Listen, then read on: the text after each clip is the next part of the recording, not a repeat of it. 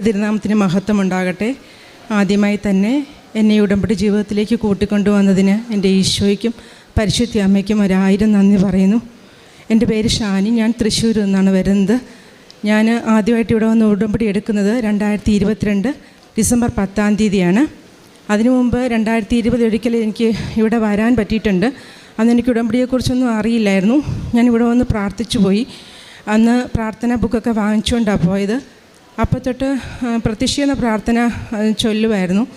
അത് കഴിഞ്ഞ് പിന്നെ ഉടമ്പടിയെക്കുറിച്ചൊന്നും കൂടുതൽ അറിയില്ലാഞ്ഞുകൊണ്ട് അതിനെക്കുറിച്ച് ചിന്തിച്ചിട്ടൊന്നുമില്ല. അങ്ങനെ പക്ഷേ മാതാവിൻ്റെ ഈ ഫോട്ടോയൊക്കെ കൂടുതൽ ഇഷ്ടം തോന്നിയത് കൊണ്ട് അപ്പോൾ തന്നെ എൻ്റെ ഫോണിൽ ഞാൻ അത് ഡൗൺലോഡ് ചെയ്യുകയും അത് എൻ്റെ വാൾപേപ്പറായിട്ട് ഇടുകയും ചെയ്തിട്ടുണ്ടായിരുന്നു. അങ്ങനെ പോയി കുറേ നാൾ കഴിഞ്ഞ് 2022 സമയത്ത് എൻ്റെ ഇളയ മകൻ്റെ കാൽമുട്ടിൽ ഒരു വേദന വരികയും കാൽമുട്ടിൻ്റെ പുറകിലായിട്ട് ഒരു മുഴ പോലെ കാണുകയും ചെയ്തു. അപ്പം നമ്മളത് ആദ്യം ഓർത്തോ ഡോക്ടറെയാണ് കൊണ്ടുപോയി കാണിച്ചത്. ഡോക്ടർ നോക്കിയിട്ട് പറഞ്ഞു, ഇത് കളിക്കുകയൊക്കെ ചെയ്യുന്നതിൻ്റെ ആയിരിക്കും, ഒന്ന് എക്സ്റേ എടുത്ത് വരാൻ പറഞ്ഞു. എക്സ്റേ കൊണ്ടുവന്ന് കാണിച്ച് കഴിയുമ്പോൾ ഡോക്ടർ പറഞ്ഞു, ഡോക്ടർ വിചാരിക്കുന്ന കാര്യമല്ല, സ്കാൻ ചെയ്യാൻ പറഞ്ഞു. സ്കാൻ ചെയ്ത് കൊണ്ടുവന്നപ്പം ഡോക്ടർ നോക്കിയിട്ട് പറഞ്ഞു, ഡോക്ടർക്ക് എന്താണെന്ന് മനസ്സിലാവുന്നില്ല, നല്ല വലിപ്പത്തിലൊരു മഴയാണ്, അത് മസിലിൻ്റെ ഉള്ളിലേക്ക് കടന്നിട്ടുണ്ട്, എന്താണെന്ന് മനസ്സിലാവുന്നില്ല, അത് ഒന്ന് സർജനെ എത്രയും പെട്ടെന്ന് കാണിക്കാൻ പറഞ്ഞു. അങ്ങനെ ഞങ്ങൾ സർജനെ കൊണ്ടുപോയി കാണിച്ചു. സർജൻ നോക്കിയിട്ടും ആ റിപ്പോർട്ടിൽ അത് ക്ലിയർ ആവുന്നില്ല. അപ്പോൾ സർജൻ പറഞ്ഞു, അത് ഹോസ്പിറ്റലിലത്തെ ഏറ്റവും സീനിയർ ആയിട്ടുള്ള ഡോക്ടറെ കൊണ്ട് ഒരിക്കൽ കൂടി സ്കാൻ ചെയ്യിപ്പിക്കാൻ പറഞ്ഞു. അങ്ങനെ സ്കാൻ ചെയ്തു നോക്കിയിട്ടും അതിലും എന്താണെന്ന് മനസ്സിലാവുന്നില്ല, മസിലിൻ്റെ ഉള്ളിലേക്ക് കടന്നിട്ടുണ്ട്. അപ്പോൾ ഡോക്ടർ പറഞ്ഞു, ഒരു ഡൗട്ട് തോന്നുന്നത് വേംസ്, ഒരു മസിലിനെ അറ്റാക്ക് ചെയ്യുന്നൊരു വേംസ് ഉണ്ട്, അതാണോ എന്നൊരു ഡൗട്ട് ഉണ്ടെന്ന് പറഞ്ഞു. അങ്ങനെ എന്നിട്ട് പറഞ്ഞു, എത്രയും പെട്ടെന്നൊരു MRI സ്കാൻ എടുക്കുക, എന്നാലേ അത് മനസ്സിലാക്കാൻ പറ്റുള്ളൂ എന്ന് പറഞ്ഞു. അപ്പോൾ നമുക്ക് കുറച്ച് പേടിയായി, എല്ലാവരോടും പ്രാർത്ഥിക്കാനൊക്കെ പറഞ്ഞിരുന്നു. എന്നിട്ട് MRI എടുക്കാൻ പോയി. MRI എടുക്കാൻ പോയത് പരിശുദ്ധ അമ്മയുടെ ഓഗസ്റ്റ് 15-ാം തീയതി സ്വർഗാരോഹണ തിരുനാളിൻ്റെ അന്നായിരുന്നു. അപ്പോൾ ഞാൻ അവിടെ അവനെ MRI കയറ്റി അത്രയും സമയം മുഴുവൻ എൻ്റെ ഫോണിലുള്ള മാതാവിൻ്റെ ഫോട്ടോ എടുത്ത് വെച്ച് മാതാവിൻ്റെ കാൽക്കൽ വെറുതെ പിടിച്ചുകൊണ്ട് നിൽക്കുക മാത്രമേ ചെയ്തുള്ളൂ. നന്മ നിറഞ്ഞ മറിയമേ എന്ന പ്രാർത്ഥനയും ചൊല്ലിക്കൊണ്ടിരുന്നു, അമ്മയ്ക്ക് സമർപ്പിച്ചുകൊണ്ട്. പക്ഷേ ഒരു ശാന്തത എൻ്റെ മനസ്സിലുണ്ടായിരുന്നു. അങ്ങനെ ആ റിപ്പോർട്ട് കൊണ്ട് ഡോക്ടറെ കാണിച്ചപ്പോൾ ഡോക്ടർ പറഞ്ഞു, ഒന്നും പേടിക്കാനില്ല, ഇതൊരു ട്യൂമറോ ഒന്നും ആവുന്ന സംഗതിയല്ല, നമ്മൾ വിചാരിച്ചതുപോലെ വേംസിൻ്റെ അറ്റാക്കും അല്ല, അത് ഒരു ഹെമാൻജിയോമ എന്നൊരു കണ്ടീഷനാണ്, അത് പേടിക്കേണ്ട, ട്യൂമറായി മാറുമൊന്നും ഇല്ല എന്ന് പറഞ്ഞു. എങ്കിലും അത് ചിലപ്പം സർജറി ചെയ്യേണ്ടി വന്നേക്കും, അതുകൊണ്ടൊരു വാസ്കുലർ സർജനാണ് അത് ചെയ്യേണ്ടത്, വാസ്കുലർ സർജനെ കാണിക്കാൻ പറഞ്ഞു. അങ്ങനെ വാസ്കുലർ സർജനെ കൊണ്ടുപോയി കാണിച്ചു. ഡോക്ടർ നോക്കിയിട്ട് പറഞ്ഞു, പേടിക്കേണ്ട, അവനിപ്പോൾ +2 പഠിച്ചുകൊണ്ടിരിക്കുന്ന സമയമായിരുന്നു. അപ്പോൾ പറഞ്ഞു, പെട്ടെന്ന് ധൃതി പിടിച്ച് സർജറി ചെയ്യണ്ട, കാരണം സർജറി ചെയ്ത് കഴിഞ്ഞാൽ ചിലപ്പോൾ മസിലിൻ്റെ ഒരു ഭാഗം എടുത്ത് കളയേണ്ടി പോയേക്കും, അപ്പോൾ അത് കഴിഞ്ഞിട്ട് ചിലപ്പോൾ ഫിസിയോതെറാപ്പിയൊക്കെ ചിലപ്പോൾ ആവശ്യം വന്നേക്കും, അതുകൊണ്ട് അവൻ്റെ എക്സാംസൊക്കെ കഴിയട്ടെ, അത് കഴിഞ്ഞ് വന്ന് സർജറി ചെയ്താൽ മതി എന്ന് പറഞ്ഞു. അങ്ങനെ പറഞ്ഞു വിട്ടു. അത് കഴിഞ്ഞ് ഞങ്ങൾ പിന്നെ അതങ്ങനെ അവൻ്റെ പഠനമൊക്കെ ആയിട്ട് അങ്ങനെ അതങ്ങ് മറന്നുപോയി. പിന്നെ അതങ്ങനെ വലിയ വേദനയൊന്നും വരുന്നുണ്ടായിരുന്നില്ല. അങ്ങനെ അങ്ങ് പോയി. അത് കഴിഞ്ഞ് ഞാൻ ഉടമ്പടിയിലേക്ക് വന്നത് എങ്ങനെയാണെന്നാണ് ഇനി പറയുന്നത്. അത് കഴിഞ്ഞ് ആ ഒരു കാലഘട്ടത്തിൽ ഞാനിങ്ങനെ ഇടയ്ക്കൊക്കെ സാക്ഷ്യങ്ങൾ കേൾക്കുകയും അതുപോലെ ഈ അച്ഛൻ്റെ ഉടമ്പടി ധ്യാനമൊക്കെ കൂടുകയൊക്കെ ചെയ്തുമ്പം കൂടുതൽ അത് കാണും തോറും ഉടമ്പടി എടുക്കണം എന്നൊരു ആഗ്രഹം എൻ്റെ ഉള്ളിൽ വന്നു തുടങ്ങി. കാരണം കാരുണ്യ പ്രവൃത്തികളും നന്മ പ്രവൃത്തികളൊക്കെ ഒരുപാട് ചെയ്യാനുള്ള അതിനുള്ളൊരു മോട്ടിവേഷനായി മാറുമെന്ന് എൻ്റെ ഉള്ളിൽ തോന്നുന്നുണ്ടായിരുന്നു. അങ്ങനെ അതിനുവേണ്ടി ആഗ്രഹിച്ച് തോന്നുമ്പം എൻ്റെ ഉള്ളിൽ വല്ലാത്ത കൺഫ്യൂഷൻ വന്നു തുടങ്ങി. എങ്ങനെയാണ് ഇത് ശരിയായ ഒരു പ്രാർത്ഥന രീതിയാണോ, എൻ്റെ ഈശോ ആഗ്രഹിക്കുന്ന പ്രാർത്ഥനയാണോ എന്നൊക്കെയുള്ള സംശയങ്ങൾ വരാൻ തുടങ്ങി. അപ്പോൾ അങ്ങനെ വന്നപ്പോൾ ഞാൻ വല്ലാതെ എന്നെ അലട്ടാൻ തുടങ്ങിയത്, എടുക്കണം വേണ്ട ഇങ്ങനെയുള്ള ചിന്തകൾ. അപ്പോൾ ഞാൻ അത് ഈശോയ്ക്ക് തന്നെ വിട്ടുകൊടുത്തു. ഈശോയോട് പറഞ്ഞു, ഈശോയെ, ഞാൻ ഉടമ്പടി എടുക്കാൻ ആഗ്രഹിക്കുന്നുണ്ടെങ്കിൽ എൻ്റെ ഈശോ എന്നെക്കൊണ്ട് ഉടമ്പടി എടുപ്പിക്കണം. അതുപോലെ അമ്മയോടും ചെന്ന് പറഞ്ഞു, അമ്മേനെ എനിക്ക് ഒത്തിരി ഇഷ്ടമാണ്, എന്നെ ഉടമ്പടി എടുക്കാൻ അമ്മ അങ്ങനെ തിരുക്കുമാൻ ആഗ്രഹിക്കുന്നുണ്ടെങ്കിൽ എന്നെക്കൊണ്ട് എങ്ങനെയെങ്കിലും ഉടമ്പടി എടുപ്പിച്ചേക്കണേ എന്ന് പറഞ്ഞ് പ്രാർത്ഥിച്ചു. പിന്നെ ഞാൻ അതിനെക്കുറിച്ച് ചിന്തിക്കുന്നേ ഇല്ല. അങ്ങനെ കഴിഞ്ഞു പോകുന്ന ആ സമയത്ത് എന്നെ വചനത്തിൻ്റെ പലവിധ ബോധ്യങ്ങളിലൂടെ എന്നെ ഉടമ്പടിയിലേക്ക് ഈശോ അടുപ്പിച്ചു. അത് ഞാൻ ആ സമയത്ത് കുടുംബ പ്രാർത്ഥനയിൽ യോഹന്നാൻ്റെ സുവിശേഷം വായിച്ച് തീർന്നിരിക്കുന്ന സമയമായിരുന്നു. തീർന്ന അടുത്ത ഭാഗം വായിച്ചു തുടങ്ങിയിട്ടുണ്ടായിരുന്നു. അപ്പോൾ ഞാൻ യോഹന്നാൻ്റെ സുവിശേഷം ഇതിനു മുമ്പ് ഞാൻ ഒരുപാട് തവണ വായിച്ചിട്ടുണ്ട്. അത് പക്ഷെ അപ്പോഴൊന്നും തോന്നാത്ത ഒരു ബോധ്യങ്ങൾ എൻ്റെ ഉള്ളിലേക്ക് കടന്നു വരാൻ തുടങ്ങി. അതിനകത്ത് യോഹന്നാൻ്റെ സുവിശേഷത്തിൽ പറയുന്ന ഒരു വാക്കാണ് എന്നെ വല്ലാതെ സ്പർശിച്ചത്. ഈശോ സ്നേഹിക്കുന്ന ശിഷ്യൻ എന്നതിനകത്ത് ഒരുപാട് തവണ പറയുന്നുണ്ട്. അതെന്നെ എൻ്റെ ഉള്ളിൽ വല്ലാതെ ടച്ച് ചെയ്തു. എന്തായിരിക്കും യോഹന്നാൻ സ്വയമാണ് ഈശോ സ്നേഹിക്കുന്ന ശിഷ്യൻ എന്ന് പറഞ്ഞത്? അപ്പോൾ അതെന്തായിരിക്കും അങ്ങനെ പറഞ്ഞതെന്നുള്ള ചിന്ത എൻ്റെ ഉള്ളിൽ വന്നു. അപ്പം ഞാൻ ഈശോ അപ്പം ചിന്തിച്ചപ്പോൾ എൻ്റെ ഉള്ളിൽ തോന്നുന്നത് എല്ലാവരെയും ഈശോ സ്നേഹിക്കുന്നു. ഈശോ സ്നേഹിക്കുന്നത് തിരിച്ചറിയാനുള്ളൊരു കൃപയാണ് യോഹന്നാൻ ലഭിച്ചത്. അപ്പം ഞാൻ എൻ്റെ ഈശോയോട് പറഞ്ഞു, ഈശോയെ എനിക്ക് ഈശോ സ്നേഹിക്കുന്നുണ്ടെന്നുള്ള ആ ഒരു തിരിച്ചറിവ് എനിക്ക് ഓരോ നിമിഷവും വേണം. അതിനുവേണ്ടി എന്നെ സഹായിക്കണേ എന്ന് പ്രാർത്ഥിച്ചു. അത് കഴിഞ്ഞ് പിന്നെ അതങ്ങ് പോയി. വീണ്ടും കുറച്ച് ദിവസം കഴിയുമ്പോൾ വീണ്ടും ഇതേ ചിന്തകൾ തന്നെ വരികയാണ്. അപ്പോൾ എൻ്റെ മനസ്സിലേക്ക് വരുന്നത് ഒടുവിലത്തെ അത്താഴവേളയിലെ യോഹന്നാനെക്കുറിച്ചാണ്. അവിടെ യോഹന്നാൻ്റെ സുവിശേഷത്തിൽ പറയുന്നുണ്ട്, യോഹന്നാൻ ഈശോ സ്നേഹിച്ചിരുന്ന ശിഷ്യൻ അവിടുത്തെ വക്ഷസ്സിലേക്ക് ചാരിക്കിടന്നിരുന്നു എന്ന് പറയുന്നുണ്ട്. അതും എന്നെ വല്ലാണ്ട് ടച്ച് ചെയ്തു. ഈശോയ്ക്ക് വശത്തിലേക്ക് ചാരിക്കിടക്കാൻ തക്കവിധമുള്ള ഒരു ഇൻറ്റിമസി എങ്ങനെയായിരിക്കും യോഹന്നാൻ ലഭിച്ചത്? ഈശോ സ്നേഹം അത്രമാത്രം അനുഭവിക്കാൻ കഴിഞ്ഞതുകൊണ്ടല്ലേ? അപ്പോൾ അതെന്നെ വല്ലാതെ ടച്ച് ചെയ്തു. ഞാനും ഈശോയോട് പ്രാർത്ഥിച്ചു, ഈശോയെ എന്നെ അങ്ങയിലേക്ക് അതുപോലെ സ്നേഹത്തിലേക്ക് അടുപ്പിക്കണേ, ഈശോ സ്നേഹം തിരിച്ചറിയാൻ എന്നെ അനുവദിക്കണേ എന്ന് പ്രാർത്ഥിച്ചു. അങ്ങനെ പ്രാർത്ഥിച്ചു. ഈ സമയത്തൊന്നും ഞാൻ ഉടമ്പടിയെക്കുറിച്ച് ചിന്തിക്കുന്ന പോലും ഇല്ല. പിന്നീട് വീണ്ടും എന്നെ മനസ്സിലേക്ക് കൊണ്ടുവരികയാണ്. കുറച്ച് ദിവസം കഴിഞ്ഞപ്പോൾ കാൽവരിയിലെ യോഹന്നാനെയും അമ്മയുമാണ് എൻ്റെ മുമ്പിലേക്ക് കൊണ്ടുവരുന്നത്. അപ്പോൾ ചിന്തിക്കുകയാണ്, കാൽവരി കുരിശിൻ്റെ ചുവട്ടിൽ നിൽക്കുന്ന ശിഷ്യൻ. അപ്പം അവിടെ പറയുന്നുണ്ട്, ഈശോ സ്നേഹിക്കുന്ന ശിഷ്യനും അവിടുത്തെ അമ്മയും അടുത്ത് നിൽക്കുന്നത് കണ്ടപ്പോൾ ഈശോ പറയുന്ന ആ ഒരു വാക്കാണ് അപ്പം എൻ്റെ മനസ്സിലേക്ക് വന്നത്. ഈശോ പറയുന്നു, ഇതാ നിൻ്റെ അമ്മ എന്നും ഇതാ നിൻ്റെ ശിഷ്യൻ എന്നും പറയുന്നു. ആ സമയത്ത് അപ്പോൾ തന്നെ ആ ശിഷ്യൻ ആ അമ്മയെ സ്വന്തം ഭവനത്തിൽ സ്വീകരിച്ചു എന്ന് പറയുന്നു. ഇതങ്ങ് പറഞ്ഞ് മനസ്സിലേക്ക് വന്നതും എൻ്റെ ഉള്ളിൽ നിന്ന് ആ ഒരു ശക്തമായിട്ട് ഉടമ്പടി എന്ന വാക്ക് വീണ്ടും വീണ്ടും റിപ്പീറ്റ് ചെയ്ത് വരികയാണ്. ഇതാണ് നിന്നോട് ഉടമ്പടി എടുക്കാൻ പറഞ്ഞത് എന്നൊരു ചിന്ത. കാരണം ഇവിടെ സാക്ഷ്യങ്ങളിൽ പറഞ്ഞു കേട്ടിട്ടുണ്ട്, ഉടമ്പടി എടുത്ത് പോകുമ്പോൾ പരിശുദ്ധ അമ്മ കൂടെ ഉണ്ടാവും, കൂടെ വരും എന്ന്. അപ്പോൾ സ്വന്തം ഭവനത്തിലേക്ക് യോഹന്നാനെ പോലെ ഈശോയെ സ്നേഹിക്കാൻ ആഗ്രഹിക്കുന്നുണ്ടെങ്കിൽ അവിടെ ഈ അമ്മയും കൂടെ കൂട്ടി വീട്ടിലേക്ക് പോകണം എന്നൊരു ചിന്ത എൻ്റെ ഉള്ളിലേക്ക് വന്നു. അങ്ങനെ ഉടമ്പടി എടുക്കാനായിട്ട് എത്രയും പെട്ടെന്ന് തീരുമാനിക്കുകയാണ് ചെയ്തത്. അങ്ങനെ ഉടമ്പടി അത് വളരെ വേഗം തന്നെ അതിനുള്ള സാഹചര്യമെല്ലാം ഒരുങ്ങുകയും ചെയ്തു. ഉടമ്പടി എടുക്കാൻ ഇവിടെ വന്നു. ഉടമ്പടി എടുക്കാൻ ഇവിടെ വന്ന ദിവസം അന്ന് ഭയങ്കര തിരക്കായിരുന്നു. ഉടമ്പടിയുടെ ക്യൂ അങ്ങ് എൻട്രൻസ് വരെ നീണ്ടു നിൽക്കുകയായിരുന്നു. അപ്പം ഞങ്ങൾ ആ എൻട്രൻസിൻ്റെ അവിടെ ആ വഴിയിലായിട്ട് ക്യൂവിൽ നിൽക്കുകയാണ്. അപ്പം ഞാൻ എൻ്റെ മനസ്സിലിങ്ങനെ ആലോചിക്കുന്നുണ്ട്, വന്നിട്ടൊന്നും അമ്മയെ കണ്ടുപോലും ഇല്ലല്ലോ, നേരെ വന്ന് ക്യൂവിലേക്ക് നിൽക്കുകയല്ലേ ചെയ്തത് എന്ന് ചിന്തിച്ച സമയത്ത് ഹൃദ്യമായ സുഗന്ധാഭിഷേകം ലഭിച്ചു. അത് ഞാൻ എൻ്റെ ജീവിതത്തിൽ ഇതുവരെയും ലഭിക്കാത്ത അത്രയും സുഗന്ധം, അത്രയും ഹൃദ്യമായിരുന്നു. മുല്ലപ്പൂ ഒരു വിരിഞ്ഞ് വരുന്ന സമയത്തെയുള്ള അത്രയും ഹൃദ്യമായ സുഗന്ധം. എനിക്കറിയാം പരിശുദ്ധ അമ്മ എൻ്റെ അടുത്ത് വന്നതാണെന്ന് എനിക്കപ്പോൾ ബോധ്യപ്പെട്ടു. അങ്ങനെ ഞങ്ങൾ ഉടമ്പടി എടുത്തു, തിരിച്ചുപോയി. ഉടമ്പടി എടുത്ത് പോയതിന് ശേഷം പ്രദക്ഷിണ പ്രാർത്ഥനകളൊക്കെ ചൊല്ലി തുടങ്ങി. അങ്ങനെ പോയി. അപ്പോൾ ഞാൻ എൻ്റെ ഉടമ്പടിയിൽ ഏറ്റവും ആദ്യം വെച്ച നിയോഗം എനിക്ക് ഈശോയുടെ സ്നേഹം തിരിച്ചറിയണം, അതുപോലെ പരിശുദ്ധ അമ്മയുടെ സാമീപ്യം അനുഭവിക്കുവാനുള്ള കൃപ ലഭിക്കണമെന്നായിരുന്നു ഏറ്റവും ആദ്യം വെച്ച നിയോഗം. അതെനിക്ക് ആവോളം എനിക്ക് ഈശോ തന്നു. വിശുദ്ധ കുർബാനയിലൂടെയായിരുന്നു ഈശോയുടെ സ്നേഹം എനിക്ക് തിരിച്ചറിഞ്ഞ് കിട്ടിയത്. ഈശോ ഓരോ നിമിഷവും കാൽവരി ബലിയിലെ മഹത്വത്തിന് കുറവ് വരുന്ന രീതിയിലുള്ള ഒരു ചിന്തയും എനിക്ക് വരരുതേ എന്ന് പ്രാർത്ഥിച്ചുകൊണ്ടായിരുന്നു, പരിശുദ്ധ അമ്മേനെ വിളിച്ചുകൊണ്ടായിരുന്നു ഓരോ ബലിക്കും പോയിക്കൊണ്ടിരുന്നത്. അപ്പോൾ വിശുദ്ധ കുർബാനയുടെ സമയത്ത് അങ്ങനെയുള്ള വേറെ നമ്മുടെ ഭൗതികമായ പ്രാർത്ഥനകൾ പോലും ആ സമയത്ത് വരാത്തത്ര രീതിയിൽ സ്വർഗീയമായ അനുഭവം തന്നെയായി മാറി വിശുദ്ധ കുർബാന. അതുപോലെ പരിശുദ്ധ അമ്മയുടെ സാമീപ്യം പല അവസരങ്ങളിലും സുഗന്ധാഭിഷേകത്തിലൂടെ ലഭിക്കാൻ തുടങ്ങി. അത് കൂടുതലും ഞാൻ അഭിഷേകത്തോടെ പ്രാർത്ഥിക്കുമ്പോഴൊന്നും അല്ല എനിക്ക് അമ്മയുടെ സുഗന്ധം കിട്ടിയിരുന്നത്. ഞാൻ തളർന്നു പോകുമ്പോഴായിരുന്നു, അല്ലെങ്കിൽ ഞാൻ സങ്കടപ്പെട്ടിരിക്കുമ്പോഴായിരുന്നു. എന്തെങ്കിലും സങ്കടമുണ്ട്, തലേദിവസം അമ്മയോട് സങ്കടം പറഞ്ഞിട്ടുണ്ടെങ്കിൽ പിറ്റേ ദിവസം ഞാൻ വിശുദ്ധ കുർബാനയ്ക്ക് ചെന്ന് ഇരുന്ന് കഴിയുമ്പോൾ പരിശുദ്ധ അമ്മ എനിക്ക് സാമീപ്യം അറിയിച്ചു തന്നിട്ടുണ്ട്. അതുപോലെ എന്തെങ്കിലും നമുക്ക് പ്രേക്ഷിത വേലയൊക്കെ ചെയ്യാൻ ബുദ്ധിമുട്ട്, പേപ്പർ കൊടുക്കാൻ എനിക്ക് ഭയങ്കര പേടിയായിരുന്നു, അത് ഭയങ്കര ബുദ്ധിമുട്ടുണ്ടായിരുന്നു.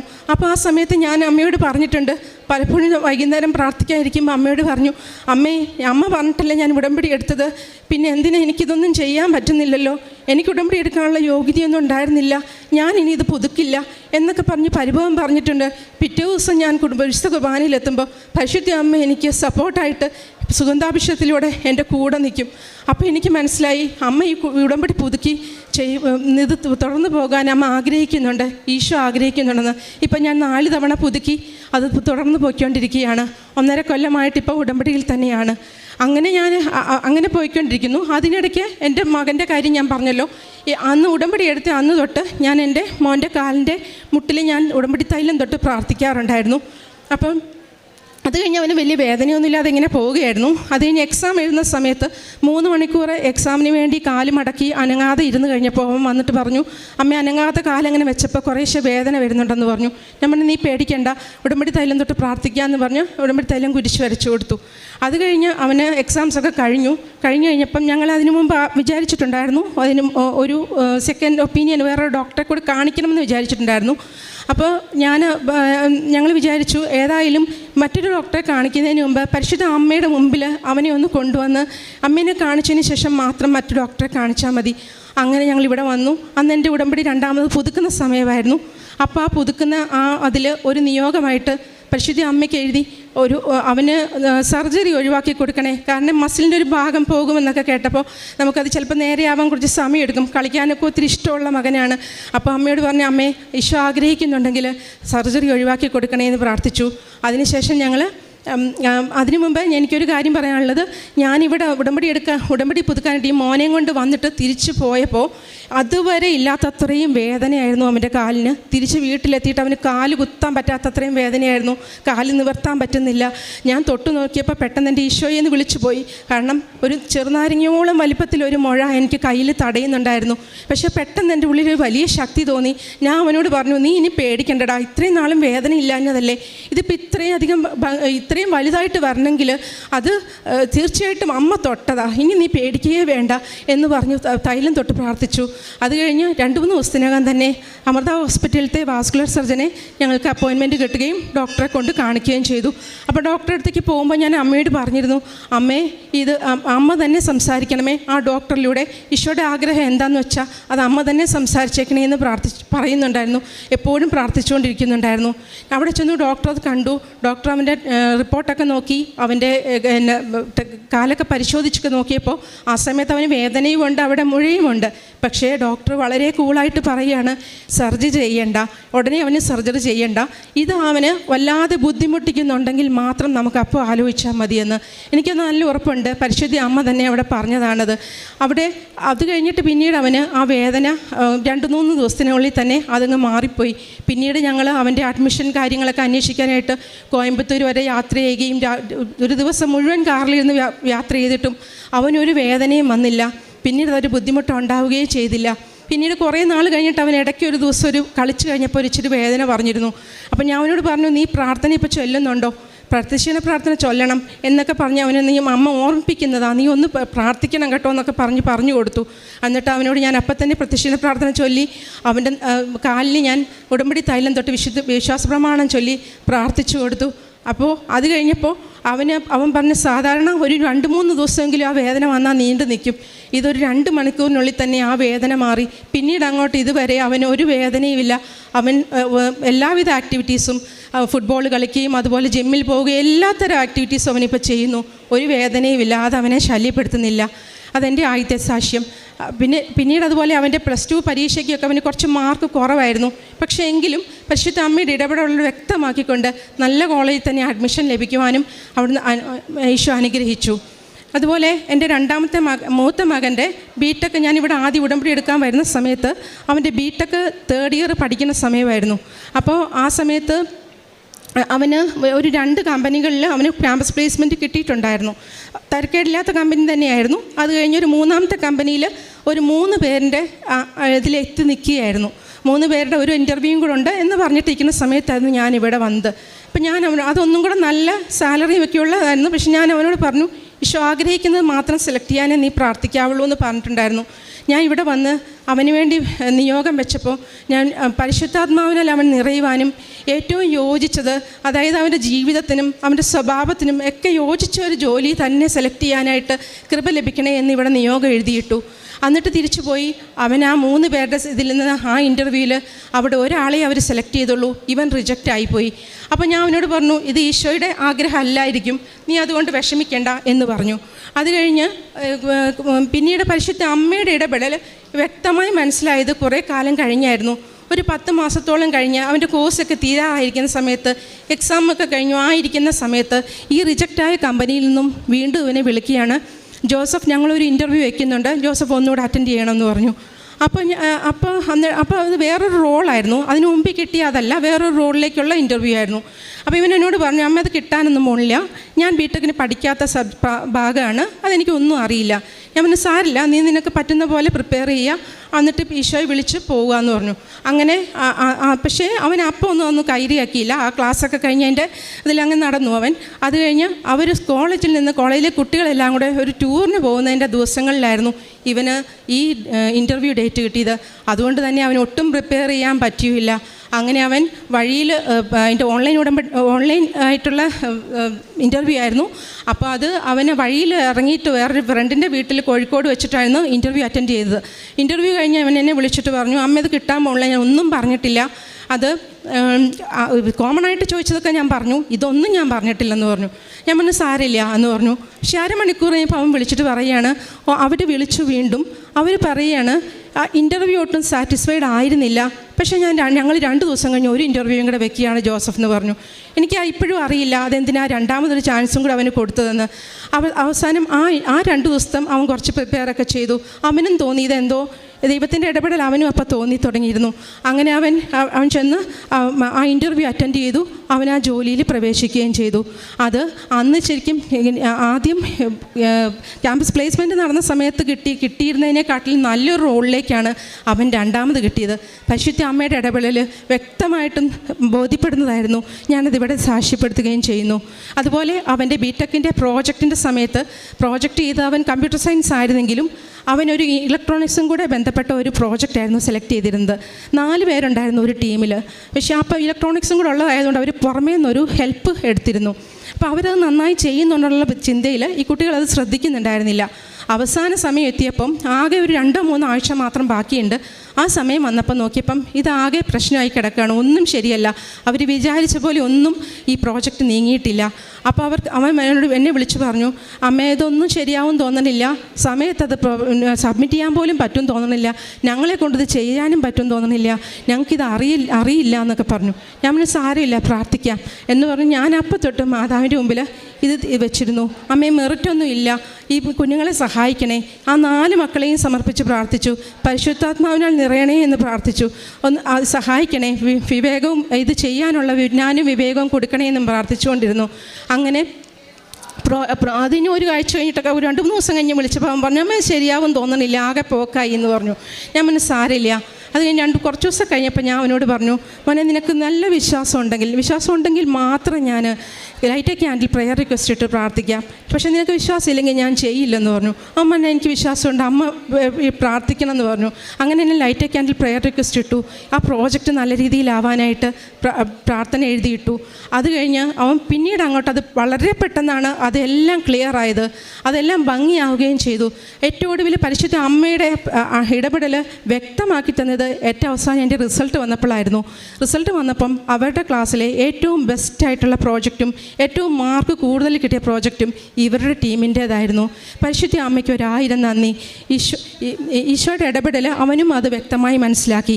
അതുപോലെ അവൻ്റെ കാലിൽ ഒരു അരിമ്പാറ, കുറച്ച് വലിയ വലിപ്പത്തിൽ മുട്ടിന് മുകളിലായിട്ട് ഒരു അരിമ്പാറ ഉണ്ടായിരുന്നു. അത് കുറേ കാലമായിട്ടുണ്ടായിരുന്നു. ഞാനത് കുറേ നാളായിട്ട് ശ്രദ്ധിക്കുന്നില്ലായിരുന്നു. ഒരു ദിവസം നോക്കിയപ്പോൾ അത് വളരെ വലുതായിരിക്കുന്നു. ഞാൻ പറഞ്ഞു, നമുക്കത് അടുത്ത ആഴ്ച നീ ഹോസ്റ്റലിൽ നിന്ന് വരുമ്പോൾ നമുക്ക് ഡോക്ടറെ കാണിക്കാം എന്ന് പറഞ്ഞു കഴിഞ്ഞപ്പോഴാണ് എനിക്ക് എൻ്റെ മനസ്സിലേക്ക് തോന്നി ഉടമ്പടി തൈലം തൊട്ട് പ്രാർത്ഥിക്കാൻ. ഞാനങ്ങനെ അത് ഉടമ്പടി തൈലം തൊട്ട് പ്രാർത്ഥിച്ചു. പിന്നത്തെ ആഴ്ച വന്നപ്പോൾ നോക്കിയപ്പം അത് ഇത്തിരി ചെറുതായിട്ടുണ്ട്. ഞാൻ അവനോട് പറഞ്ഞു, മോനെ ഇത് ചെറുതായല്ലോ. അപ്പോൾ അവന് വലിയ വിശ്വാസമൊന്നും ഉണ്ടായിരുന്നില്ല.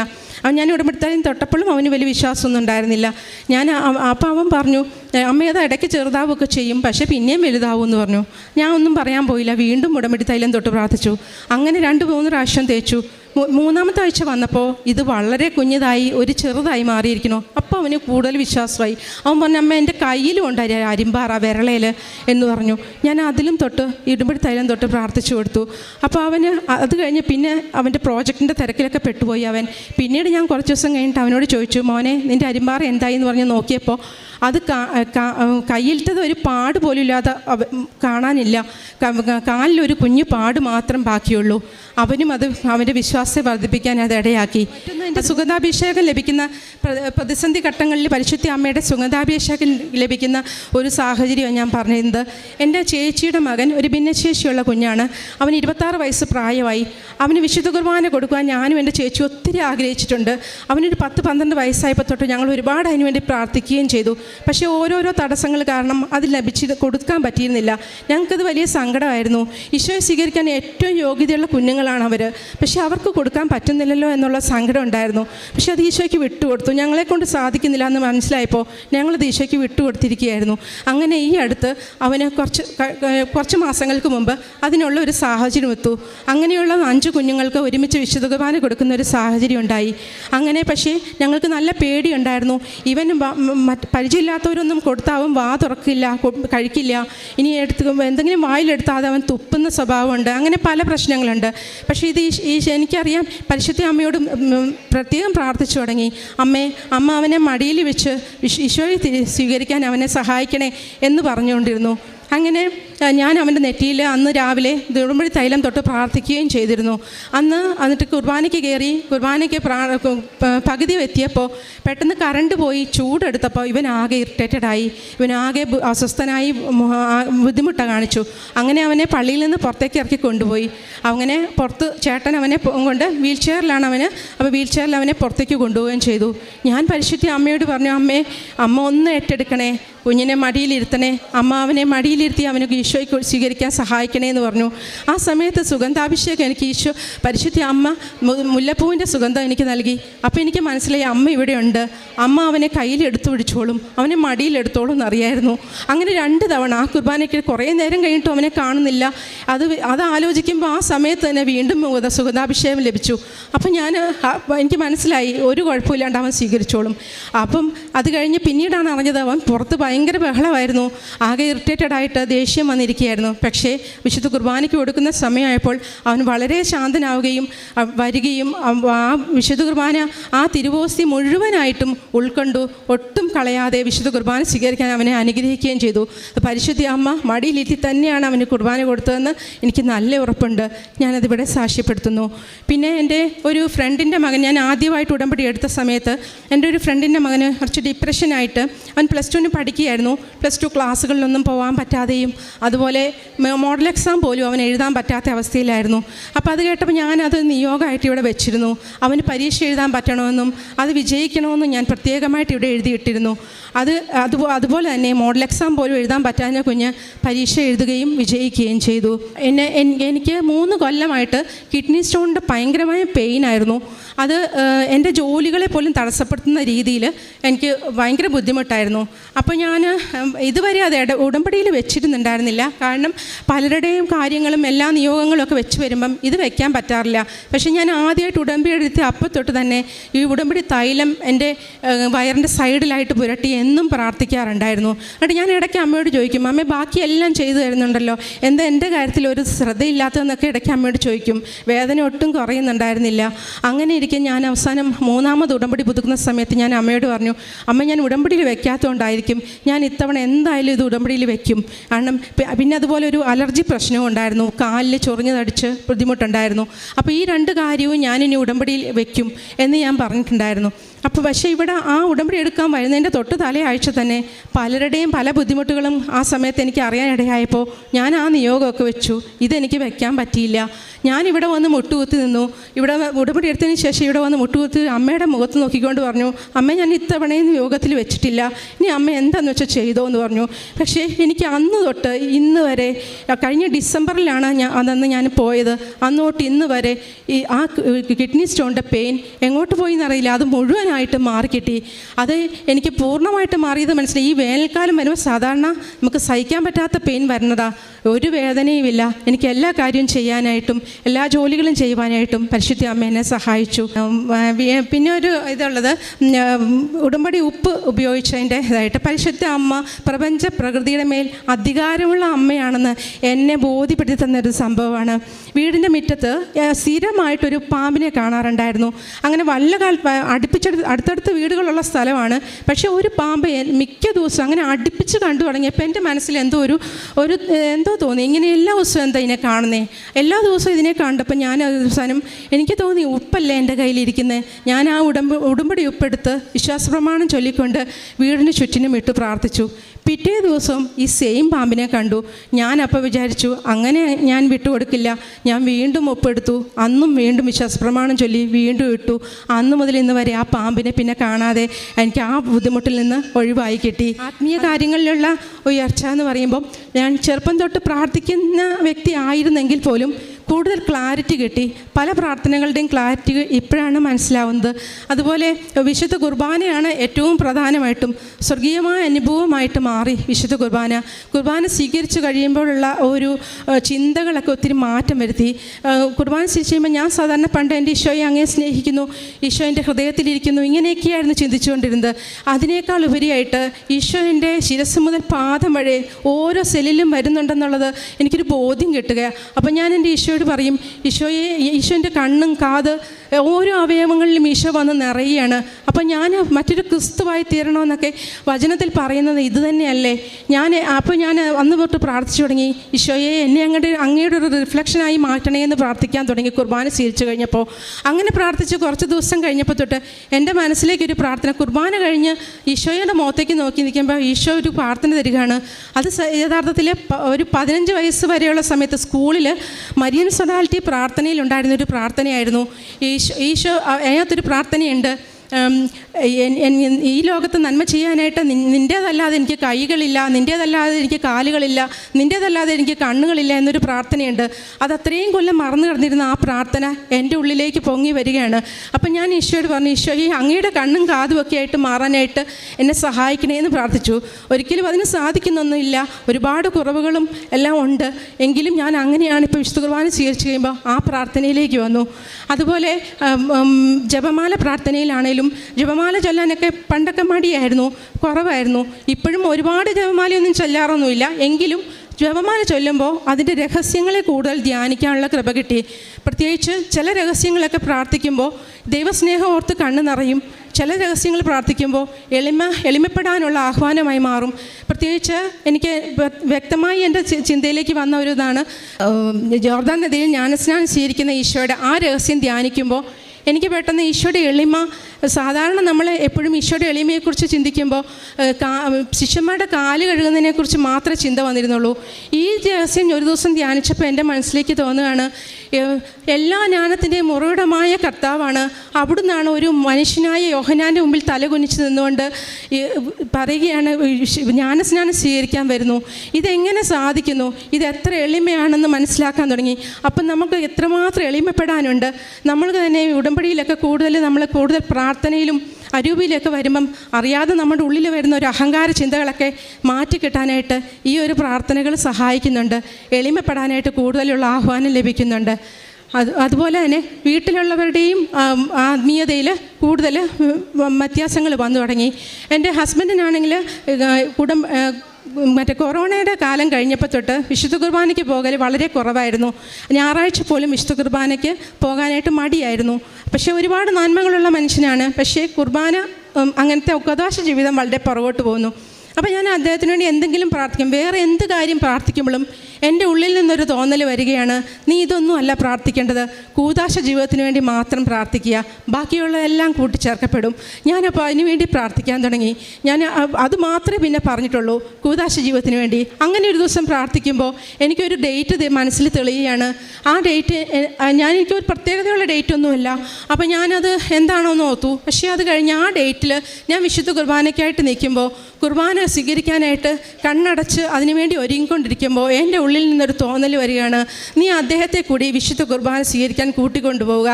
ഈ ദൈവം യോജിപ്പിച്ചതാണ് രണ്ടുപേരെയും, നീ അദ്ദേഹത്തെ കൂടെ കൂട്ടിക്കൊണ്ടുപോവുക.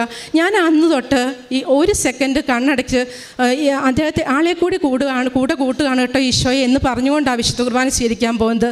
പക്ഷേ അങ്ങനെ ആളിൽ ചെറിയ ചെറിയ മാറ്റങ്ങൾ വന്നെങ്കിലും കുർബാനയൊന്നും കാണാൻ തുടങ്ങിയിട്ടുണ്ടായിരുന്നില്ല. ഒരു കൊല്ലം ഞാൻ അങ്ങനെ തുടർന്നു. ഒരു കൊല്ലം ആവാറായപ്പോൾ ഞാൻ അമ്മയോട് പറഞ്ഞു, അമ്മേ ഒരു കൊല്ലം ആവാറായി, ഇനി ഒരുപാട് വൈകിക്കല്ലേ എന്ന് പറഞ്ഞു. ആ പറഞ്ഞതിൻ്റെ ഒരാഴ്ച ആയില്ല, അതിനു മുമ്പ് അദ്ദേഹം എൻ്റെ കൂടെ കുർബാനയ്ക്ക് വരാൻ തുടങ്ങി. ഇപ്പോൾ എല്ലാ ദിവസവും എൻ്റെ കൂടെ വിശുദ്ധ കുർബാനയ്ക്ക് വരുന്നുണ്ട്. ആ കൂദാശ ജീവിതം നൽകി. ഇനി ബാക്കിയുള്ളതെല്ലാം കൂട്ടിച്ചേർക്കപ്പെടുമെന്ന് എനിക്ക് നല്ല ഉറപ്പുണ്ട്. കാരുണ്യപ്രവർത്തികളെക്കുറിച്ച് പറയുമ്പം എനിക്ക് കുഞ്ഞുനാൾ തൊട്ട് ഈ രോഗി പരിചരണം അങ്ങനെയുള്ള ഒരുപാട് ആഗ്രഹങ്ങളുണ്ടായിരുന്നു. മദർ തെരേസയെക്കുറിച്ചൊക്കെ ഒരുപാട് ചിന്തിക്കുക, അങ്ങനെയൊക്കെയാണ് നടന്നിരുന്നത്. അപ്പോൾ പക്ഷേ എനിക്ക് അങ്ങനെ ഒരു വിളിയല്ല ലഭിച്ചത്. അപ്പോൾ ഞാൻ അതിനുവേണ്ടി അങ്ങനെ പിന്നീടൊന്നും ചെയ്യാനൊന്നും പറ്റിയിട്ടില്ല. എൻ്റെ അമ്മയെയും എൻ്റെ ഹസ്ബൻഡിൻ്റെ അമ്മേനെയും പരിചരിക്കാനുള്ള അനുഗ്രഹം ലഭിച്ചു എന്നുള്ളതല്ലാണ്ട് പുറമേ ഞാൻ ഒന്നും ചെയ്യാൻ പോയിട്ടില്ല. അപ്പോൾ അതിനുള്ളൊരാഗ്രഹം ഈ ഉടമ്പടി എടുക്കുന്ന സമയത്ത് എനിക്ക് നല്ലോണം ഉണ്ടായിരുന്നു. അതിലേക്കൊക്കെ പോകാൻ പറ്റുമല്ലോ എന്നുള്ള ആശ ഉണ്ടായിരുന്നു. പക്ഷേ ഉടമ്പടി എടുത്തതിന് ശേഷം എനിക്ക് വലിയ തടസ്സങ്ങളാണ് ഉണ്ടാകുന്നത്. ഇതൊന്നും ചെയ്യാൻ പറ്റുന്നില്ലെന്ന് വെച്ചാൽ ഞാൻ ശ്രമിക്കുന്നുണ്ട്, അതിനുള്ളൊരു സാഹചര്യം ഒഴുകുന്നില്ല.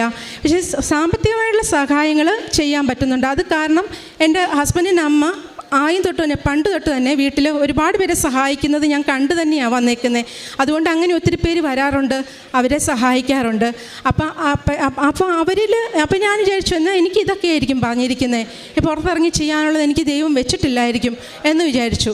അങ്ങനെ പക്ഷേ അതിലൊരു വ്യത്യാസം എനിക്ക് അറിയാൻ മനസ്സിലായത്, ഞാൻ ആദ്യമൊക്കെ പണ്ടൊക്കെ ഇങ്ങനെ സഹായങ്ങളൊക്കെ ചെയ്തു കഴിഞ്ഞാൽ അവർ പ്രാർത്ഥിച്ച് അവർ സ്നേഹത്തോടുകൂടി പറയും, മോളെ ഞാനിത് ഒരിക്കലും മറക്കില്ല, ദൈവം നിന്നെ അനുഗ്രഹിക്കും, ഇങ്ങനെയൊക്കെ പറയുന്നത് കേട്ടിട്ടുണ്ട്. പക്ഷേ ഉടമ്പടി എടുത്തതിന് ശേഷം ഒത്തിരി പേരുടെ അവർക്ക് വേണ്ടി ഞാൻ കൂടുതൽ സമയം കണ്ടെത്താൻ തുടങ്ങി. അവർ പറയുന്നത് മുഴുവൻ ഇരുന്ന് കേൾക്കും. അവർ കേട്ട് കഴിയുമ്പോഴത്തേക്കും അവർ തന്നെ എന്നോട് പറഞ്ഞിട്ട് പോകും, എൻ്റെ നെഞ്ചിൽ നിന്നൊരു ഭാരം എടുത്ത് കളഞ്ഞതുപോലെ തോന്നുമെന്ന് പലരും എന്നോട് പറയാൻ തുടങ്ങിയപ്പോൾ എനിക്ക് മനസ്സിലായി, ഇതെന്തോ പ്രത്യേകതയുണ്ട്. ഇതുവരെ ചെയ്ത സഹായങ്ങളിലല്ല ഈ ഉടമ്പടി എടുത്തതിന് ശേഷമുള്ളത്. എൻ്റെ ചിന്താഗതി അല്പം മാറിയത് കൊണ്ടായിരിക്കാം. അപ്പോൾ അങ്ങനെ ഒരു വ്യത്യാസം വന്നു. പിന്നെ കാരുണ്യപ്രവർത്തികൾ ഞാൻ പറഞ്ഞ പോലെ ഞാൻ പലതരത്തിൽ ശ്രമിച്ചു നോക്കി. ഹോസ്പിറ്റലുകളിൽ പോയി, എനിക്കൊന്നും ചെയ്യാൻ പറ്റുന്നില്ല. വൃദ്ധസദനത്തിൽ പോയി, അവിടുത്തെ അച്ഛനോട് വളരെ സ്നേഹത്തോടുകൂടി പറഞ്ഞു, നിങ്ങൾ ഇവിടെ സത്യത്തിൽ ഒന്നും ചെയ്യാനില്ല, അതുകൊണ്ട് നിങ്ങൾ ഇത്രയും കഷ്ടപ്പെട്ട് സമയം മെനക്കെട്ട് വരുന്നതല്ലേ, അപ്പോൾ നിങ്ങൾക്ക് വേറെ എന്തെങ്കിലും കൂടുതൽ നല്ലതായിട്ട് ചെയ്യാൻ പറ്റുന്നുണ്ടെങ്കിൽ ചെയ്യാൻ പൊക്കോ, ഇല്ലെങ്കിൽ ഇങ്ങോട്ട് പോരെ എന്ന് പറഞ്ഞു വിട്ടു. അപ്പോൾ എനിക്ക് തോന്നി അതുമല്ല എനിക്ക് വെച്ചിരിക്കുന്നത്. പാലിയേറ്റീവിൽ ആദ്യം വിളിച്ചു ചോദിച്ചു. അപ്പോൾ അവർ പറഞ്ഞു, പുറമേ നിന്ന് ആർക്കും വന്ന് ചെയ്യാനുള്ള അവസരം ഇല്ല എന്നുള്ള തരത്തിൽ പറഞ്ഞു. അപ്പോൾ എൻ്റെ മനസ്സിൽ തോന്നി, ഇതൊന്നും എനിക്ക് വെച്ചിട്ടില്ലേ എന്നോർത്തു. പക്ഷെ ഞാൻ അതും ഈശോയ്ക്ക് സമർപ്പിച്ചുകൊണ്ടിരിക്കുകയായിരുന്നു. ഇപ്പോൾ ഈ ഒരു കൊല്ലം കഴിഞ്ഞപ്പോഴാണ് ഒരു കൊല്ലത്തോളം അങ്ങനെയുള്ള കാര്യങ്ങളൊന്നും ചെയ്യാൻ പറ്റാതെ പോയി. ഇപ്പോൾ എനിക്ക് പാലിയേറ്റീവിൽ നിന്ന് തന്നെ ഞാൻ അന്വേഷിച്ച ആ പാലിയേറ്റീവിൽ നിന്ന് തന്നെ അതിനുള്ളൊരു ട്രെയിനിങ് അറ്റൻഡ് ചെയ്താൽ നമുക്ക് അവിടെ വന്ന് രോഗികളെ ശുശ്രൂഷിക്കുകയൊക്കെ ചെയ്യാം. അങ്ങനെ ഞാൻ ട്രെയിനിങ് അറ്റൻഡ് ചെയ്യുകയും അവിടെയുള്ള രോഗികളെ കുളിപ്പിക്കാനും അവരുടെ ഡയപ്പർ മാറ്റുവാനും അങ്ങനെ എല്ലാ പ്രവൃത്തികളും ചെയ്യാനായിട്ട് എൻ്റെ കൈകളെ ഇപ്പോൾ ഈശോ ഉപയോഗിക്കുന്നു. അതിനൊത്തിരി നന്ദി ഈശോയ്ക്ക്. കാരണം ഞാൻ 15-16 വയസ്സിൽ ആഗ്രഹിച്ച ചില കാര്യങ്ങളാണത്. ഈ പ്രായത്തിൽ എനിക്കത് ചെയ്യാൻ പറ്റുമെന്ന് ഞാൻ ഒരിക്കലും പ്രതീക്ഷിച്ചതല്ല. ഞാൻ ഇതുവരെ പറഞ്ഞ എല്ലാ എൻ്റെ അനുഗ്രഹങ്ങളെക്കാട്ടിലും ഞാൻ ഏറ്റവും വിലമതിക്കുന്നത് ഇത് തന്നെയാണ്. എൻ്റെ ജീവിതത്തെ ഞാൻ അന്ന് ആഗ്രഹിച്ച എൻ്റെ കാരുണ്യ പ്രവർത്തികളെല്ലാം ഇന്ന് എൻ്റെ ഈ പ്രായത്തിൽ എനിക്ക് ചെയ്യാൻ സാധിക്കുന്നു. ഈശോയ്ക്കും എല്ലാ അനുഗ്രഹങ്ങൾക്കും ഈശോയ്ക്കും എൻ്റെ പരിശുദ്ധ അമ്മയ്ക്കും 1000 നന്ദി പറയുന്നു. കരങ്ങളടിച്ച് നമുക്ക് ദൈവത്തിൻ്റെ നാമം മഹത്വപ്പെടുത്താം. സഹോദരി പറഞ്ഞ സാക്ഷ്യം ആരംഭിക്കുന്നത് ഇപ്രകാരമാണ്. ദൈവമാതാവ് തന്നെയാണ് ഈ സഹോദരിക്ക് ഒരു കൺവിക്ഷൻ കൊടുക്കുന്നത്. എന്താണ് ഉടമ്പടി? അത് കുരിശിൻ്റെ ചുവട്ടിൽ നിൽക്കുന്ന ദൈവമാതാവിനെ യോഹന്നാൻ്റെ കൂടെ കാണുന്ന ആ ഒരു വലിയ ഒരു ബോധ്യമാണ് ഈ വചനത്തിലൂടെ ഈ സഹോദരിക്ക് ലഭിച്ചത്. തുടർന്നുള്ള വചനത്തിൽ നമ്മൾ ഇപ്രകാരം വായിക്കുന്നു: അന്നു മുതൽ ആ ശിഷ്യൻ ആ പരിശുദ്ധ അമ്മയെ സ്വന്തം ഭവനത്തിൽ സ്വീകരിച്ചു. അപ്പോൾ മരിയൻ ഉടമ്പടി എന്നത് ദൈവമാതാവിനെ നമ്മുടെ കുടുംബത്തിലോട്ട് കൂട്ടിക്കൊണ്ടു പോകുന്ന ഒരു പ്രാർത്ഥനയാണ്. അത് ഈശോയുടെ ഉടമ്പടിയുടെ ഭാഗമാണ് എന്നുള്ള വലിയൊരു ബോധ്യം ഈ സഹോദരിക്ക് കിട്ടി. കാരണം പരിശുദ്ധ ദൈവമാതാവിനെ സഭ ഔദ്യോഗികമായിട്ട് സഹരക്ഷയായി പ്രഖ്യാപിച്ചിട്ടില്ലെങ്കിൽ പോലും സഭാ പ്രബോധനങ്ങളിലും മാർപ്പാപ്പന്മാരുടെ ചാക്രിക ലേഖനങ്ങളിലുമൊക്കെ അതിൻ്റെ ശക്തമായ എഴുത്തുകളുണ്ട്. അപ്പോൾ അതിൻ്റെ ഒരു വലിയ ബോധ്യം എളിയവളായ ഈ സഹോദരിക്ക്, കാരണം നമുക്കറിയാലോ ഈശോയെ സ്നേഹിക്കുന്നവന് ദൈവം തന്നെ തന്നെ വെളിപ്പെടുത്തും. അതിൻ്റെ വലിയൊരു സാക്ഷ്യമാണ് ആദ്യം നമ്മളോട് പങ്കുവച്ചത്. തുടർന്ന് കൃപാസനത്തിലൂടെ കടന്നു വന്ന് മരിയൻ ഉടമ്പടിയെടുത്ത് പ്രാർത്ഥിച്ചത് വഴി ഹസ്ബൻഡിനും അതുപോലെ തന്നെ ഈ സഹോദരിക്കും അതുപോലെ തന്നെ മക്കൾക്കും ഒരുപാട് അനുഗ്രഹങ്ങളാണ് ലഭിച്ചത്. അതിലേറ്റവും പ്രധാനമായിട്ടുള്ളത് ഹസ്ബൻഡിൻ്റെ കൂദാശ ജീവിതമാണ്. അതായത് ഞായറാഴ്ച പോലും കുർബാന മുടക്കിയിരുന്ന ഹസ്ബൻഡ് ഇപ്പോൾ എല്ലാ ദിവസവും ഈ സഹോദരിയുടെ കൂടെ ദിവ്യബലിയിൽ അത് കൊതിയോടുകൂടി ഈശോയെ സ്വീകരിച്ച് ആത്മാർത്ഥമായി പ്രാർത്ഥിക്കുന്നുണ്ട്. വലിയൊരു മാറ്റമാണ്. അപ്പം അതിനിടയ്ക്ക് നിങ്ങൾ പറഞ്ഞ വചനം ശ്രദ്ധിച്ച് കാണും. ആദ്യം നമ്മൾ ദൈവത്തിൻ്റെ രാജ്യവും നീതി അന്വേഷിക്കുമ്പോൾ ബാക്കിയുള്ളതെല്ലാം ചേർത്ത് നൽകപ്പെടും. അത് മത്തായിയുടെ സുവിശേഷം 6-33 തിരുവചനമാണ്. അതുപോലെ തന്നെ ഒരുപാട് ബിടെക് പാസ്സായ മക്കൾ ഈ അൾത്താരയിൽ വന്ന് സാക്ഷ്യം പറഞ്ഞിട്ടുള്ളതാണ്. അവരെ ഇൻ്റർവ്യൂവിന് വിളിച്ചു, റിജക്റ്റാക്കി. പക്ഷേ ഈ റിജക്റ്റാക്കിയ കമ്പനി തന്നെ നേരെ വിളിച്ച് ഞങ്ങളെ പ്ലേസ് ചെയ്തു. അത്തരത്തിൽ ഒത്തിരിയേറെ യുവാക്കൾ ഈ കൃപാസന അൾത്താരയിൽ വന്ന് സാക്ഷ്യം പറഞ്ഞിട്ടുള്ളതാണ്. അത്തരത്തിലുള്ളൊരു സാക്ഷ്യമാണ് ഈ അമ്മയും നമ്മളോട് പങ്കുവെച്ചത്. ആ മകനെ ആദ്യം ഇൻ്റർവ്യൂവിന് വിളിച്ചു. അത് യാതൊരു അറിവും ആ ഇൻ്റർവ്യൂവിനെ പറ്റി ഉണ്ടായിരുന്നില്ല. പിന്നീട് അവർ വീണ്ടും വിളിച്ചപ്പോൾ ഇൻ്റർവ്യൂവിന് ഫെയിലായി. നീ നന്നായിട്ട് പെർഫോം ചെയ്തില്ല എന്ന് പറഞ്ഞു. പക്ഷെ വീണ്ടും ദൈവമാതാവ് സ്വന്തം ആളായതുകൊണ്ട് തിരികെ കയറ്റുകയാണ് ആ മകനെ, ആ ബിടെക് പാസ്സായ മകനെ ആ ജോലിക്ക് തന്നെ ഇൻ്റർവ്യൂവിന് പെർഫോം നന്നായിട്ട് ചെയ്യാതിരുന്ന ആ കമ്പനിയിൽ തന്നെ ഉയർന്ന സാലറിയോട് പ്ലേസ് ചെയ്തു. അത് not by merit but by grace ആണ്. അതുപോലെ തന്നെ ഈ സഹോദരിക്ക് തന്നെ രോഗസൗഖ്യം പറഞ്ഞു. 3 വർഷമായിട്ട് കിഡ്നിയുടെ കല്ലുണ്ടായിരുന്നു. പക്ഷെ അത് സ്വന്തം കാര്യമായതുകൊണ്ട് ഉടമ്പടിയിൽ നിയോഗം വെച്ച് പ്രാർത്ഥിച്ചിരുന്നില്ല എന്നാണ് പറഞ്ഞത്. പക്ഷെ പിന്നീട് ഉടമ്പടി പുതുക്കാൻ വന്നപ്പോൾ ആ വിഷയം ഉടമ്പടിയിൽ സമർപ്പിച്ച് പ്രാർത്ഥനയുടെ ഫലമായിട്ട് പൂർണ്ണമായിട്ടും ആ വേദന വിട്ടുമാറി. അതുപോലെ തന്നെ ചെറുതും വലുതുമായിട്ടുള്ള ഒത്തിരി അനുഗ്രഹങ്ങൾ കിട്ടി. അതുപോലെ തന്നെ ദൈവമാതാവിൻ്റെ അടുത്ത് ആദ്യമായിട്ട് വന്നപ്പോൾ നിങ്ങളത് ശ്രദ്ധിച്ച് കാണും. അതാണൊരു പേഴ്സണൽ ബന്ധം എന്ന് പറയുന്നത്. അപ്പോൾ ആദ്യമായിട്ട് വന്നപ്പോൾ നമുക്കറിയാം ഇവിടെ കൗണ്ടറിലാണ് എല്ലാവരും വന്ന് ചോദിക്കുന്നത് എങ്ങനെയാണ് ഉടമ്പടി എടുക്കുന്നത്. അപ്പോൾ കൗണ്ടറിൽ നേരെ കയറി നിന്നപ്പോൾ ദൈവമാതാവ്, കാരണം പിതാവിനാൽ ആകർഷിക്കപ്പെട്ടിട്ടാണ് ഈ സഹോദരി ഇവിടെ വന്നിരിക്കുന്നത്. യോഹന്നാൻ 6:44 എൻ്റെ പിതാവിനാൽ ആകർഷിക്കപ്പെടാതെ ആർക്കും എൻ്റെ അടുക്കൽ വരാൻ സാധിക്കില്ല. അപ്പോൾ അതുകൊണ്ട് തന്നെ ദൈവമാതാവ് ഈ സഹോദരിയെ തോണ്ടി പറഞ്ഞു, നീ എന്നെ കണ്ടില്ലല്ലോ എന്നുള്ളൊരു ആ ഒരു ചിന്ത കൊടുത്തു. അപ്പോൾ ഈ സഹോദരി പറഞ്ഞത് ഇപ്രകാരമാണ്: ആ സമയം തന്നെ ദൈവമാതാവിനെ ഞാൻ കണ്ടില്ലല്ലോ, നേരിട്ട് ഈ ക്യൂവിലോട്ട് കയറി നിൽക്കുകയാണല്ലോ എന്ന് ചിന്തിച്ച ആ മാത്രയിൽ തന്നെ ശക്തമായ സുഗന്ധ അഭിഷേകം ഉണ്ടായി എന്നാണ് പറഞ്ഞത്. അപ്പോൾ തന്നെ മനസ്സിലാക്കാം ആ ഉടമ്പടി അപ്പോൾ തന്നെ സ്ഥിരീകരിച്ചു. കാരണം ഈ തുടർന്നുള്ള സാക്ഷ്യത്തിൻ്റെ പങ്കുവയ്ക്കലൊക്കെ നിങ്ങൾ ശ്രദ്ധിച്ചിട്ടുണ്ടാവും. വലിയ വലിയ ദൈവസ്നേഹ പ്രവർത്തനങ്ങൾ ചെയ്യാൻ ആഗ്രഹിച്ചിരുന്നൊരു വ്യക്തിയാണ്. ഏറെ പ്രത്യേകിച്ച് മരിയൻ സോളിഡാരിറ്റിയിലൊക്കെ ചെറുപ്പകാലഘട്ടത്തിൽ പ്രവർത്തിച്ചിരുന്നു. അന്ന് ആ സംഘടനയിൽ പ്രവർത്തിച്ചപ്പോൾ ഉണ്ടായിരുന്ന ഒരു പ്രാർത്ഥനയൊക്കെ ദൈവമാതാവ് പിന്നീട് ഓർമ്മിപ്പിച്ചു കൊടുത്തു. ഈശോയുടെ തന്നെ കൈയും കാലും പ്രവർത്തിക്കാനാണ് ഓരോ ക്രിസ്ത്യാനിയും വിളിക്കപ്പെട്ടിരിക്കുന്നത്. അപ്പോൾ അത് ഉടമ്പടി എടുത്തതിന് ശേഷമാണ് അങ്ങനെ കാരുണ്യ പ്രവർത്തികളിലൂടെ ഈശോയുടെ തന്നെ കൈയും കാലുമായിട്ട് പ്രവർത്തിക്കാൻ ഇപ്പോൾ സ്പെഷ്യലായിട്ടൊരു പാലിയേറ്റീവ് ട്രെയിനിങ് ഒക്കെ ലഭിച്ച് അതിനുവേണ്ടി ഇപ്പോൾ മുന്നിട്ടിറങ്ങുകയാണെന്ന് പറഞ്ഞു. അപ്പോൾ പറഞ്ഞു നിർത്തിയത് ഇപ്രകാരമാണ്: 15-16 വയസ്സിലെ ചെറുപ്പ കാലഘട്ടത്തിൽ എനിക്ക് ചെയ്യാൻ ഞാൻ ഉദ്ദേശിച്ചിരുന്ന കാര്യങ്ങൾ കൂടി ഉടമ്പടിയിൽ വന്നപ്പോൾ ദൈവമാതാവ് അതെല്ലാം പ്രതിഫലമായിട്ട് കൊടുക്കുകയാണ്. ഇപ്പോൾ ഈ 48-ാം വയസ്സിലും അങ്ങനെ ഈ പ്രേക്ഷിത പ്രവർത്തനങ്ങളുമായിട്ട് മുന്നിട്ടിറങ്ങി ഈശോയുടെ കയ്യും കാലുമായിട്ട് പ്രവർത്തിക്കാൻ എന്നെ പ്രത്യേകമായിട്ട് ദൈവം അഭിഷേകം ചെയ്തു എന്നാണ് ഈ സഹോദരൻ നമ്മളോട് ഉറക്കെ വിളിച്ചു പറയുന്നത്. അപ്പോൾ ഉടമ്പടി എന്ന് പറയുന്നത് നിത്യതയോളം ദൈവരാജ്യത്തിൽ നമ്മുടെ സമ്പത്ത് വർദ്ധിപ്പിക്കാനുള്ള വലിയൊരു ആസ്തി തുറന്നു തരുന്ന പ്രാർത്ഥനയാണെന്നതിൻ്റെ വലിയൊരു തെളിവായിട്ടാണ് ഈ സഹോദരൻ നമ്മളുടെ മുമ്പിൽ സാക്ഷ്യവുമായിട്ട് നിൽക്കുന്നത്. മരിയൻ ഉടമ്പടി വഴിയായിട്ട് ഈ കുടുംബത്തിൽ ലഭിച്ച ചെറുതും വലുതുമായിട്ടുള്ള എല്ലാ അനുഗ്രഹങ്ങൾക്കും ഒരിക്കൽ കൂടി കരങ്ങളടിച്ച് നമുക്ക് ദൈവമാതാവിനെയും ദൈവപിതാവിനെയും മഹത്വം